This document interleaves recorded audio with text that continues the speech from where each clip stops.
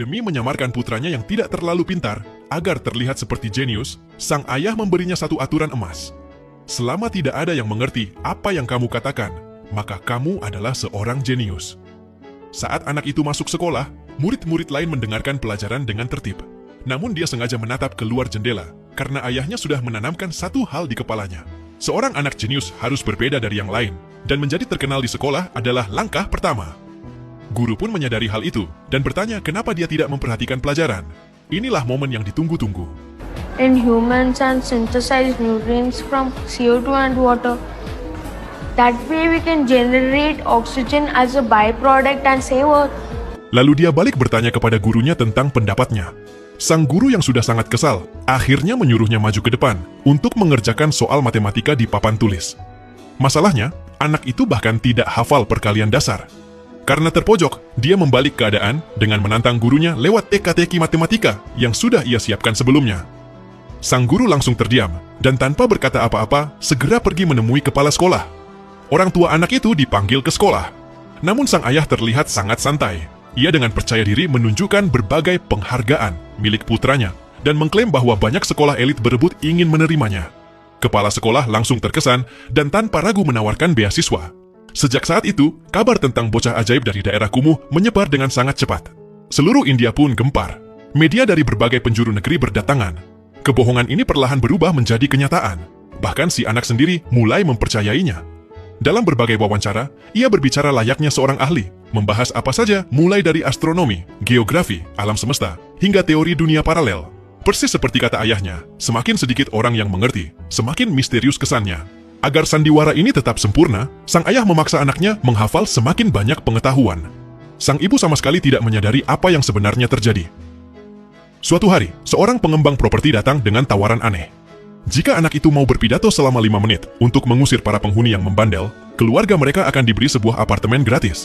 Pada hari pidato, anak itu berbicara penuh semangat dan terdengar sangat meyakinkan. Meski tak satupun penonton benar-benar mengerti, mereka tetap bertepuk tangan dengan antusias. Tak ada yang berani mempertanyakan seorang jenius. Rahasia di balik pidato sempurna itu pun tersembunyi rapi. Sang ayah berada di atap gedung, membantu dari kejauhan. Sejak malam sebelumnya, ayahnya telah mengubah alat bantu dengar. Sang anak menjadi alat penerima suara.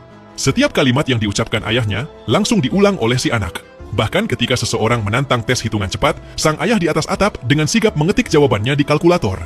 आदि 1257 को 386 से मल्टीप्लाई करे तो 4,85,000 4,85,202. 202. Pidato itu sukses besar. Agar anaknya selalu mendapat nilai sempurna, sang ayah membeli soal ujian sebelum setiap tes. Lama-kelamaan, si anak benar-benar percaya bahwa dirinya adalah seorang jenius. Namun akhirnya, sesuatu yang tak terelakkan pun terjadi. Suatu hari, anak itu melewati rumah seorang teman sekelasnya. Ia mendengar ibunya memarahi sang gadis karena ada murid lain yang selalu mendapat nilai bagus, sementara dirinya selalu mendapat nilai merah. Anak itu merasa bersalah dan ingin menolongnya. Ia pun membocorkan rahasianya. Nilai sempurnanya berasal dari soal ujian yang sudah dibeli ayahnya sebelumnya. Ia berjanji akan mengajak gadis itu lain kali, agar ia tak lagi dimarahi. Namun keesokan harinya, gadis itu justru membongkarnya di depan semua orang, bahkan membuktikan bahwa dia tak bisa melakukan perkalian sederhana. Untungnya, anak itu tetap tenang dan mengangkat jari kelingking. Berpura-pura soal semudah itu tidak layak baginya. Anak itu sadar telah berbuat kesalahan, dan dengan ketakutan menceritakannya kepada ayahnya. Sang ayah segera memanggil gadis itu ke atap rumah. Ia membelikannya burger favoritnya dan mengancam jika rahasia ini bocor, ayah gadis itu akan kehilangan pekerjaannya. Malam itu juga, sang ayah melepaskan burung merpati milik gadis itu sebagai peringatan. Tak lama kemudian, sekolah memberi kabar bahwa seorang profesor ingin bertemu anak itu. Profesor tersebut ternyata sangat mengenali dirinya. Apa yang terjadi jika profesor tersebut bertemu anaknya? Di ruang, sang profesor mulai menjelaskan teori kuantum. Anak itu menjawab dengan ocehan tentang lubang hitam dan lubang putih. Jawabannya sama sekali tidak nyambung dengan pertanyaan, membuat sang profesor mulai curiga. Tiba-tiba ia bertanya, Newton states that in his fifth law of motion. Right? Right. Are you sure? I can't deal with primitive minds like you. Profesor itu tahu bahwa anak ini berbohong. Sang ayah memohon agar profesor merahasiakan semuanya. Profesor itu menasihati jangan melangkah terlalu jauh. Kini ia terjebak dalam kebohongannya dan hidup dalam penuh tekanan. Namun ia sudah terlanjur menerima apartemen. Anaknya masih harus menyampaikan satu pidato lagi. Karena itu, ia kembali memaksanya terus menghafal. Di bawah tekanan luar biasa itu, akhirnya sang anak benar-benar jatuh dan tak sanggup lagi menahannya. Mama! Anak jenius palsu itu akhirnya kolaps. Saat sang ibu mengetahui kebenaran yang sebenarnya, hatinya hancur dan ia benar-benar terpukul.